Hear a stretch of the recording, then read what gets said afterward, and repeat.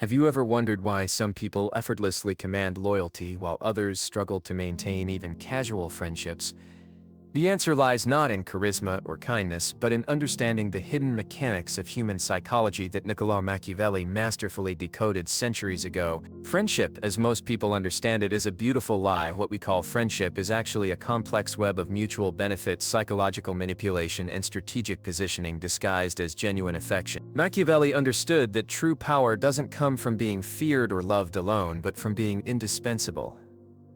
In the realm of friendship, this principle transforms into something far more subtle and infinitely more powerful. The friends who hold the most influence are not those who give the most, but those who give precisely what others need when they need it, creating a dependency that feels like devotion. Most people approach friendship with the naive assumption that honesty and vulnerability create bonds. They pour out their hearts, share their deepest secrets, and expect reciprocal intimacy. What they don't realize is that they're handing over weapons to potential enemies while simultaneously diminishing their own mystery and value. Machiavelli would have observed this behavior with a mixture of pity and contempt, recognizing it as the fastest path to becoming disposable. The first principle of Machiavellian friendship is the art of selective revelation. Never show your complete hand. Never reveal your full capabilities, and never expose your deepest vulnerabilities to anyone, no matter how close they seem. Instead, reveal just enough to create the illusion of intimacy while maintaining layers of mystery that keep others perpetually intrigued and slightly off balance. This isn't deception, it's strategic self-preservation disguised as friendship. Consider how the most magnetic people in your life operate. They listen more than they speak, ask probing questions while revealing little about themselves, and somehow make you feel like you're the most important person in the room while learning everything about you without reciprocating. These individuals have mastered what Machiavelli called the art of making others feel heard while remaining unheard themselves. The psychology behind this is devastatingly simple.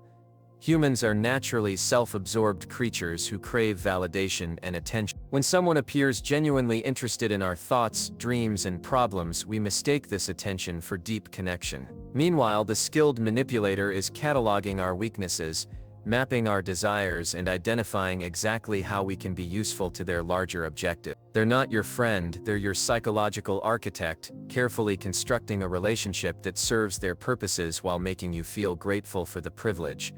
But true Machiavellian friendship goes deeper than mere information gathering. It involves the careful cultivation of emotional dependency.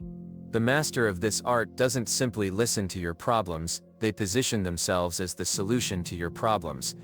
They become the person you turn to in crisis, the voice of reason in chaos, the steady presence in uncertainty. This isn't achieved through grand gestures or overwhelming kindness, but through consistent, measured support that gradually becomes indispensable.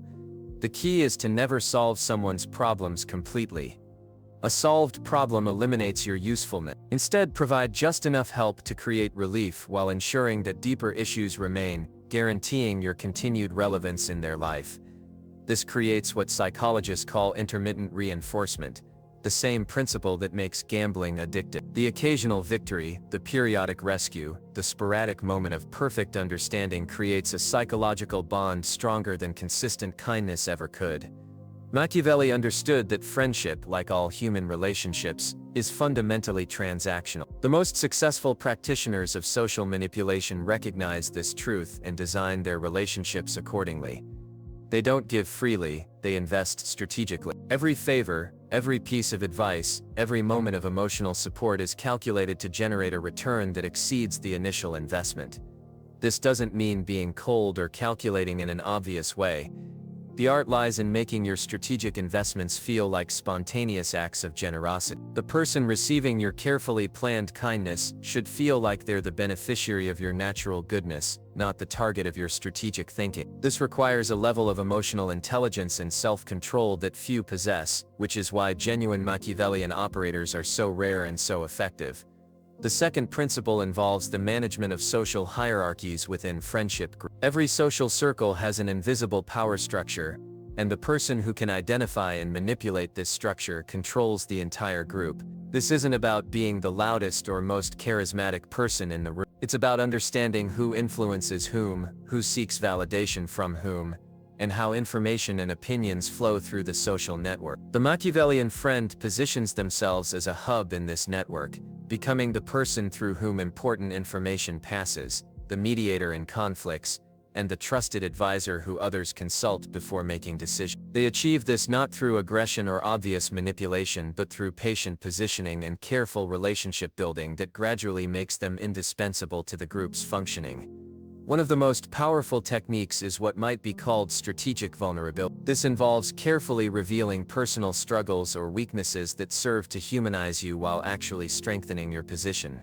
The key is choosing vulnerabilities that make others feel needed and important while not actually compromising your real power or security. Share the struggle that makes people want to protect you, not the weakness that makes them want to exploit you. For example, revealing that you sometimes doubt your worth can make others feel protective and important, positioning them as your source of validation. Meanwhile, revealing that you struggle with trust issues after past betrayals creates an exclusive bond with those you choose to confide in, making them feel special and chosen while actually giving you an excuse to maintain your guard with everyone else. The third principle is the art of emotional regulation and projection. Machiavelli recognized that people are driven more by emotion than logic, and the person who can remain calm while others are reactive holds enormous power. In friendships, this translates to being the stable center around which others' emotional chaos orbits. This requires developing an almost supernatural level of emotional control. While others are swept away by anger, jealousy, excitement, or despair, you remain the voice of reason, the calm presence, the person who can be trusted to make good decisions when emotions run high. This positioning is incredibly valuable because it makes you the person others turn to during their most vulnerable moments, when they're most susceptible to influence.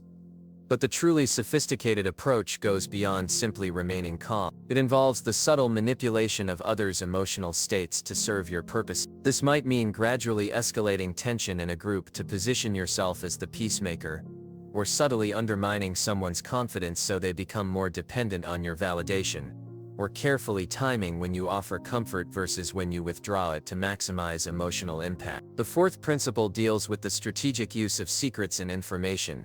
In any friendship, information is currency, and the person who controls the flow of information controls the relationship. This doesn't mean being a gossip or spreading rumors, which is crude and ultimately self-defeating. Instead, it means becoming the trusted keeper of secrets while carefully controlling what information you share and with whom. The sophisticated operator creates a network where they become the central hub of sensitive information. They're the person everyone confides in because they've cultivated a reputation for discretion and understanding. However, while they never break confidences directly, they use the information they gather to understand motivations, predict behaviors, and position themselves advantageously in various situations. More importantly, they understand that the most powerful secrets are not those you keep about others, but those others keep for you. When someone shares a secret with you, they become psychologically invested in your continued discretion. They've created a bond of mutual vulnerability that makes them hesitant to cross you, knowing that you hold information that could damage them if revealed. The fifth principle involves the careful management of reciprocity and obligation. Most people understand that relationships involve give and take, but they fail to grasp the strategic implications of timing and proportion in these exchanges. The Machiavellian friend never gives and receives in equal measure at the same time. Instead, they create careful imbalances that work in their favor. Sometimes this means giving much more than they receive, creating a debt of gratitude that can be called upon later. Other times it means accepting help or favors from others, creating a sense of investment and importance in those who helped. The key is controlling the timing and nature of these exchanges to maintain psychological advantage. The most sophisticated approach involves what might be called asymmetric reciprocity. This means giving things that are valuable to the recipient but relatively costless to you, while positioning yourself to receive things that are valuable to you but seem small to the giver. For example, you might offer emotional support during someone's crisis, which costs you time and attention but creates enormous gratitude, while asking them to introduce you to their professional contacts, which seems like a small favor to them but provides you with valuable opportunity. The sixth principle addresses the dark art of creating and managing drama. While this might seem counterintuitive, controlled conflict and tension actually serve important functions in maintaining power within social groups. The person who can create problems and then solve them, who can generate crises and then provide resolution, becomes indispensable to the group's stability. This doesn't mean creating chaos randomly or destructively. Instead, it means understanding how to introduce just the right amount of tension to keep relationships dynamic and prevent others from becoming too comfortable or independent. It might involve subtly highlighting conflicts between other group members that you can then mediate, or creating situations where your unique skills or connections become essential for resolution.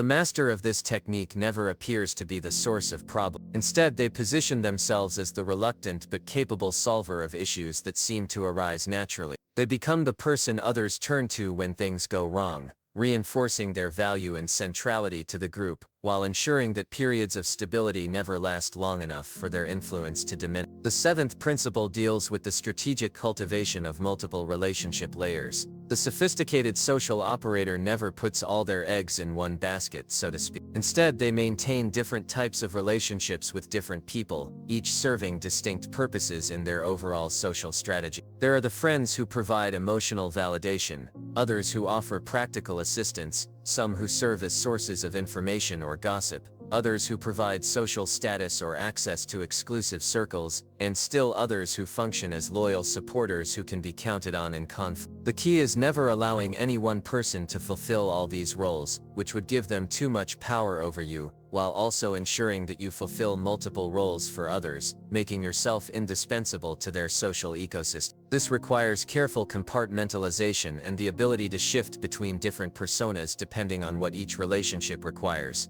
With some people, you're the wise advisor; with others, you're the fun companion; with still others, you're the reliable support. Each version of yourself is genuine in its own way, but none represents your complete identity, ensuring that no one person ever has complete insight into your true nature or complete power over your social standing. The eighth principle involves understanding and exploiting psychological projection. Most people see in others what they want to see or what they fear to see, rather than what's actually. The skilled manipulator understands this tendency and uses it to their advantage, becoming a blank canvas onto which others project their desires and expectations. This involves developing an almost chameleon-like ability to reflect back to people the qualities they value most. If someone values loyalty above all else, you embody unwavering loyalty in their presence. If they prize intelligence, you demonstrate intellectual depth when interacting with them. If they need someone who understands their struggles, you become the person who truly gets what they're going through. The key is doing this subtly enough that it feels natural rather than calculated. The person should feel like they've discovered someone who naturally shares their values and understands their world, not like they're being manipulated by someone who's studied their psychology. This requires genuine observation skills and the ability to suppress your own natural reactions in favor of responses that serve your strategic objectives. The ninth principle addresses the management of group dynamics and coalition building. In any social group, there are always shifting alliances and power struggles happening beneath the surface. The person who can identify these patterns and position themselves strategically within them holds enormous influence over the group's direction and decision. This involves understanding not just individual psychology but group psychology, recognizing how people behave differently in various combinations and contexts. It means knowing when to align yourself with the dominant coalition and when to support the underdog, when to be a unifying force, and when to allow division to serve your purpose. The sophisticated operator often positions themselves as the bridge between different factions, the person who can communicate with all sides and facilitate cooperation when it serves their interest. This makes them valuable to everyone while committed to no one, allowing them to shift allegiances as circumstances change while maintaining relationships across different camps. The 10th principle deals with the long-term cultivation of reputation and social capital. Everything discussed so far would be meaningless without careful attention to how your actions affect your overall reputation and social standing. The Machiavellian friend thinks not just about immediate gains, but about how each interaction contributes to their long-term social position. This means sometimes accepting short-term losses for long-term gains, sometimes allowing others to take credit for your ideas if it serves your larger purposes, and always considering how your actions will be perceived and remembered by others. It involves building a reputation for the qualities that serve your objectives, while ensuring that any negative aspects of your character remain hidden or can be rationalized away. The master of social manipulation understands that reputation is not built through grand gestures but through consistent small actions that gradually create an impression of your character in others' minds. They control their narrative carefully, ensuring that the stories people tell about them reinforce the image they want to project, while contradictory evidence is minimized or reframed. But perhaps the most crucial aspect of Machiavellian friendship is understanding when and how to end relationships that no longer serve your purpose. Most people struggle with this because they confuse the relationship itself with the benefits it provides, or they allow emotional attachment to override strategic thinking. The sophisticated operator recognizes that all relationships have natural lifespans, and that trying to maintain connections beyond their usefulness often leads to complications and conflicts that could have been avoided. They develop the skill of graceful disengagement, allowing relationships to fade naturally rather than ending them abruptly, which could create enemies or damage their reputation. This requires emotional discipline and the ability to separate personal feelings from strategic consideration. It means recognizing when someone has learned too much about your methods, when their usefulness has been exhausted, or when maintaining the relationship requires more energy than it provides in return. The ultimate goal of all these principles is not to create a network of fake relationships, but to build genuine influence and social power while protecting yourself from the vulnerabilities that come with traditional friendship. The Machiavellian friend does care about others, but they care strategically, ensuring that their caring serves their larger objectives, while providing real value to those in their circle. This approach requires a level of self-awareness and emotional intelligence that few possess. It demands the ability to think several moves ahead in social situations, to understand complex psychological dynamics, and to maintain consistent discipline in your interactions with others. It's not for everyone, and it's certainly not without risk. The person who attempts to implement these principles without sufficient skill or self-control will likely find themselves isolated and mistrusted. The techniques require subtlety, patience, and genuine insight into human nature. They cannot be applied mechanically or without regard for context and individual psychology. Moreover, this approach to friendship can be emotionally taxing. Maintaining strategic relationships while suppressing your natural impulses for genuine connection requires constant vigilance and can lead to a sense of isolation even while surrounded by people. The Machiavellian friend often finds themselves wondering whether anyone truly knows or cares about their real self, or whether their entire social world is built on carefully constructed illusions. Yet for those who master these principles, the rewards can be substantial. They find themselves with unprecedented influence over their social environment, able to shape outcomes and direct events in ways that serve their interests, while appearing to be merely good friends and trusted advisors. They become the people others turn to in crisis, the voices that carry weight in group decisions, and the individuals whose approval and support others actively seek. The dark psychology of friendship, as understood through Machiavelli's lens, reveals that social relationships are far more complex and strategic than most people realize. What appears to be natural human connection is often carefully orchestrated interaction designed to serve specific purposes and create particular outcomes. This doesn't necessarily make it evil or wrong, but it does make it powerful. Understanding these dynamics allows you to navigate social situations with greater awareness and effectiveness, whether you choose to employ these techniques yourself, or simply want to recognize when others are using them on you. The choice of how to use this knowledge ultimately depends on your values and objectives. But ignorance of these principles leaves you vulnerable to those who do understand them, while awareness gives you the power to choose your own path through the complex landscape of human relations. In the end, Machiavelli's greatest insight about friendship might be that it's not fundamentally different from any other form of human relationship. It involves power, influence, mutual benefit, and strategic thinking, whether we acknowledge these elements or pretend they don't exist. The person who understands this reality and learns to work with it rather than against it holds a significant advantage in all their social interactions.